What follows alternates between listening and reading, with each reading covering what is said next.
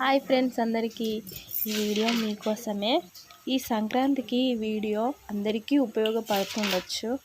సంక్రాంతికి పిండి వంటలు చేస్తారు కదా, మేమైతే ఇట్లా చేసినాము। ప్రతి ఒక్కరూ చూడండి, ట్రై చేయండి, ఇలా కూడా ఒకసారి బాగుంటుంది।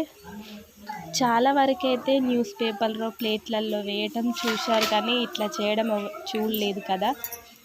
మేము ఫస్ట్ టైం ట్రై చేసాము, మీకు ఉపయోగపడుతుండొచ్చు।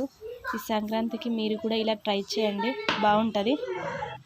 నూనెలో వేయడానికి కూడా ఈజీగా ఉంటుంది।